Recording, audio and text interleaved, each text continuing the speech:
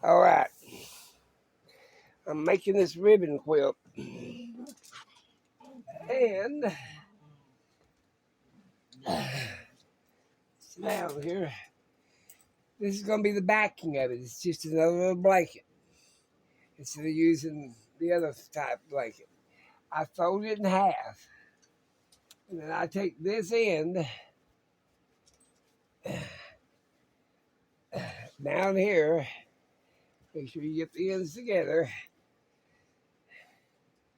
and then this is the end, and I mark it with a permanent pen. I put a dot there. All right, see it right there, and then I go to the other end.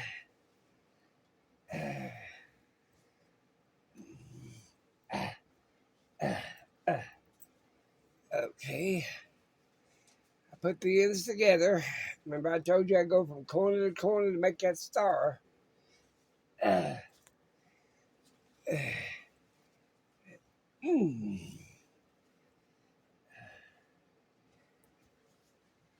don't have to be folded all the way, just got to get the end of it.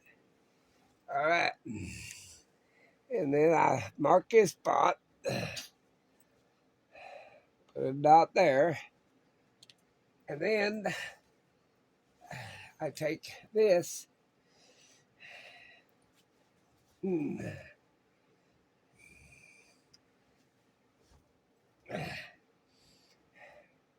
Fuzz.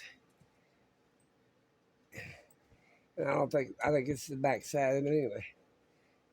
And then I fold it this way.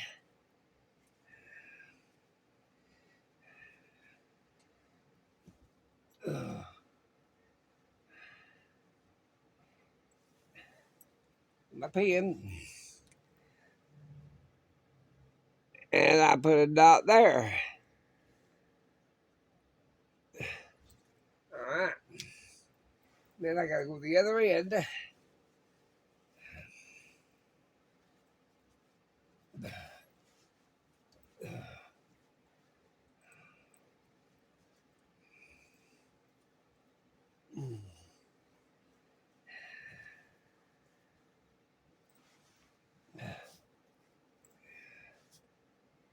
Put the ends together.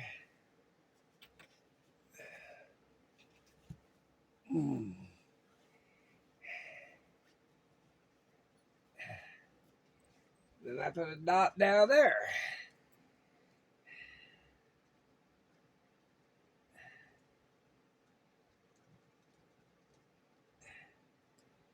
All right. Now what you do is when you unfold it, you got a dot. And you go from this dot. Let me show you. If I have a piece of cloth.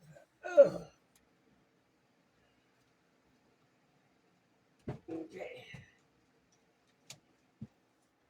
You go from this dot here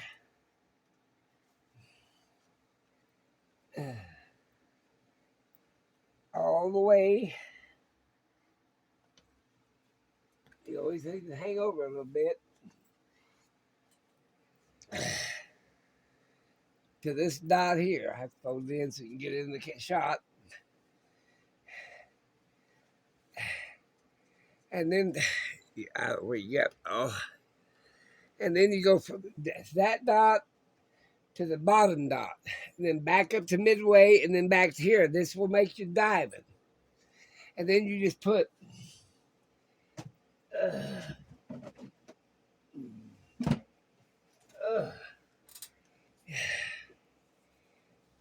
you know,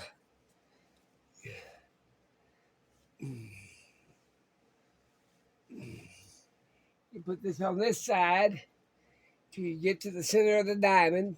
You go all the way around like a squawks. Now this side here, you'll go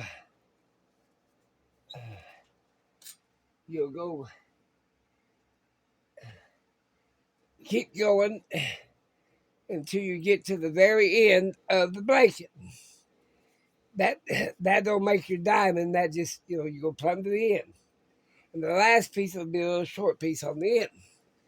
Now inside here you go all the way around like a square box till you get to, it closes in, and then it's done. And then you'll have one piece in the center. This is called an old-fashioned ribbon blanket. At least that's what I call it. They didn't do the fast ribbons that they used to do today.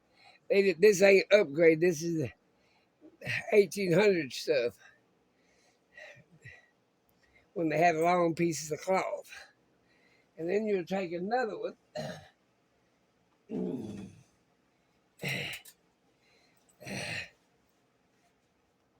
And you'll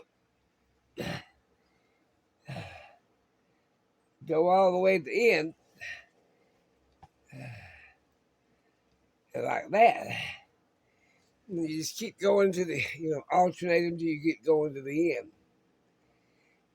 Yeah. Now on the inside of this seam, on this side, it's just go along there, go over there, back here with that one color, and then hook another color on the other inside of that, and it keeps going smaller till you get to the inside area. That's your ribbon blanket. And there's 2 or 3 ways to do this. Let's see here. You can zigzag this then together, or you can fold it over, sew it, and then fold it back. That'd be called the non-seam. Yeah, you can do it that way. So you get to the very last, and then you have to make a seam on it. But I don't know where I want to zigzag these together, or I want to fold them over like that. That was a traditional way to do it before we had the sergers and stuff. And then fold it back, and then you take this one, fold it back over that, so it fold it back, and then on and on and on and on till you get to the very end. But that's my project. I'll show you different stages of it. And I think I got enough ribbon to make 2 or 3 of them. I think I do. Well, make a comment. Which way would you want to do it? Zigzag them together, or fold them over and sew it and then fold it back? That way you wouldn't see the seam. I think that's what I'm going to do. You tell me which way you like. I'll see which one likes them most. These little old blue blankets are cheap. It beats, you can get these. Some people, or you can get, let me put this one down. You can get this type of blanket. Now this blanket here was done with this type of blanket. Looks like a shipping blanket. But it was folded over, folded over, folded over. And as you built the quilt up, you just fold it back, fold it back, fold it back. And that's why it has no tacks in it. It has no tack marks. And don't need any. Neither will this one. It won't need no tack marks either way I do it. Either zigzag, or because I'm sewing it directly to the batting. That's what I'm doing. And it won't need no tacks, because it won't have any more to this but this. And this is the top. It's more for decoration than it is anything else. But they make beautiful spreads when you get them done. And you make another one here. And it doesn't matter the width of these ribbons. See here? It'd be 1, 2, 3, 4 of them there. And then if you have to come back and put another one of these, and I usually do it 1, 2, 3, 4, and then plumb to the sixth one.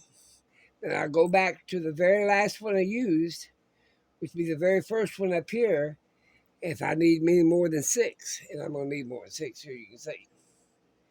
But these are my spools of ribbons. I've had these for 20 years. So I don't know where I got them. I got them at a upholstery shop that was cutoffs, is what they are. I told you I used to work at a upholstery shop. But I've made ribbon blankets before, having to cut the cloth into ribbons. Well, this time I don't have to. That saves a lot of time now. That's cutting it, not having to cut these long strips of cloth saves me a lot of time.